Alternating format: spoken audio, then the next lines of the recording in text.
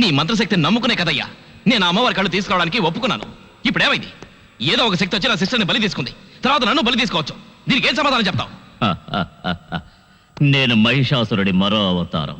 నిన్న అమ్మోరు అంతం చేసేలోగా నేనే అమ్మోర్ని అంతం చేస్తాను. దానికో మార్గం ఉంది. అమ్మా, ఇదిగో మా మజ్జిగ. ఉప్పు వేసి తీసుకొచ్చాను. ఉప్పా? ఇందులో ఏదో తప్పుంది. అమ్మడు, నువ్వు ఉప్పేసి ఇవ్వకపోయినా నేను నీకు ఎప్పుడూ అండగానే ఉంటాను. సరేలే, విషయమేమిటో చెప్పు. నేను గుడికి వెళ్ళాలి. ఆ? అమ్మవారే ఇక్కడ ఉన్నప్పుడు గుడికి వెళ్ళడం ఎందుకు? మొక్కుబడి గుడికి వెళ్ళి తీర్చుకోవడమే కదా పద్ధతి. అందుకే. వెళ్ళిరా. అమ్మా, నేను గుడికి వెళ్ళి తిరిగి ఇంటికి వచ్చే వరకు నువ్వు నా భర్తని చంపకూడదు. అమ్మా, ఏమిటలా చూస్తున్నావు? నేను సుమంగళిగా వెళ్ళి ఆ మొక్కుబడి తీర్చాలి. అందుకని నేను తిరిగి వచ్చేంత వరకు నువ్వు ఆయన్నేమీ చేయనని నాకు ప్రమాణం చెయ్యమ్మా. దీనికి పేరు ప్రమాణమా లేక కుతంత్రమా? అమ్మా, చిన్నప్పటి నుంచి నేను పూజిస్తున్నాను. అందుకైనా నువ్వు నాకు ఈ మాట ఇవ్వకూడదా? నీకు కావాల్సింది ప్రమాణమేగా, చేస్తే పోయే. ఇలా చూడు, నువ్వు మళ్ళీ ఈ ఇంటికి తిరిగొచ్చే వరకు నీ భర్తని నేను చంపను. ఇది నిజం. వెళ్ళిరా. చాలు, చాలమ్మా, నేను వస్తాను.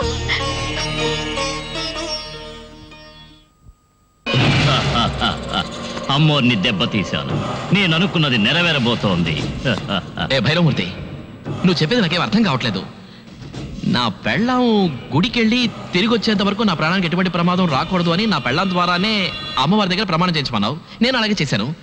దానికి దీనికి ఏమిటి లింకు? గుడికెళ్ళిన నీ భార్య తిరిగి వస్తేనేగా నిన్ను అమ్మవారు చంపుతుంది. నీ భార్య తిరిగి రాకపోతే?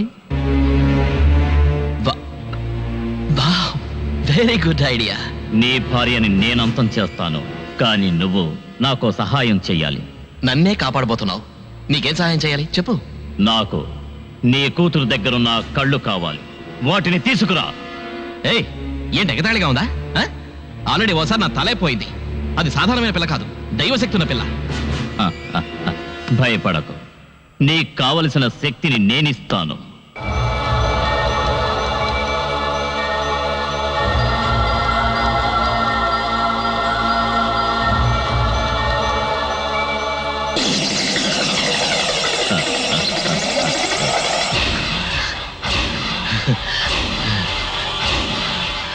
నీ చేతులకు అతీత శక్తిని ప్రసాదించాను. వెంటనే వెళ్ళి ఆ బిడ్డ కళ్ళు పిక్కునిరా. వెళ్ళు.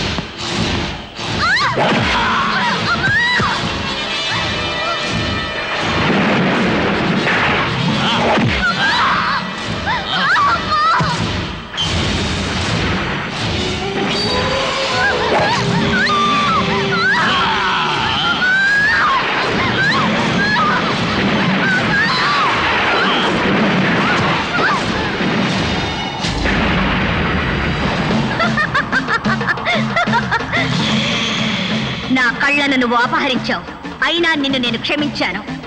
కానీ నా భక్తురాలి ప్రాణాలు తీయాలని చూస్తున్నావే, ఇక నిన్ను ఊరికే వదిలిపెట్టను.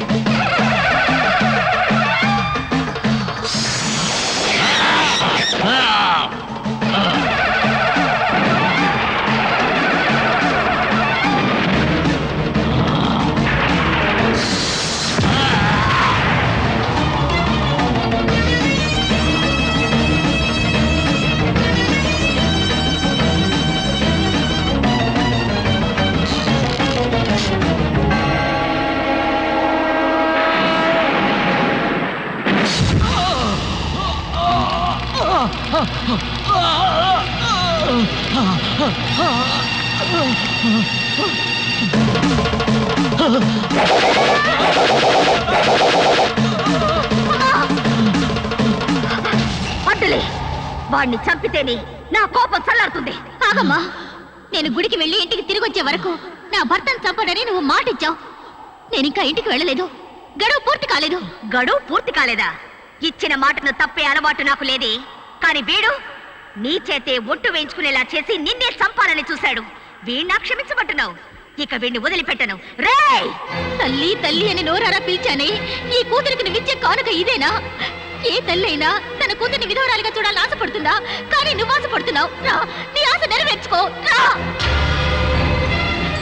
నువ్వు అసలు అమ్మవేనా? నువ్వు మాత్రం పసుపు కుంకాలతో ఉండాలి, కానీ నేను 5వ తనాన్ని కోల్పోవాలి, అంతేనా? అదే కనుక సంతోషం. అయితేనా నీ బిడ్డ మాంగళ్యాన్ని నువ్వే తెచ్చి రా.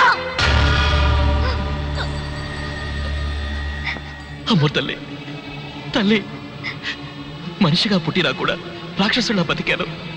మనుషుల అవయవాలను అమ్మడమే కాకుండా అమ్మవారి కళ్ళని కూడా అమ్మాలని చూశాను. నన్ను క్షమించు తల్లి.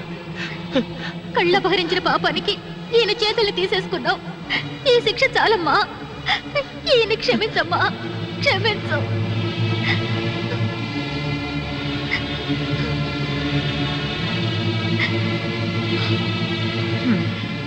ఇచ్చిన మాట కోసం కాదు, నీలాంటి ఉత్తమరాలు కోసం వీణ్ణి క్షమిస్తున్నాను.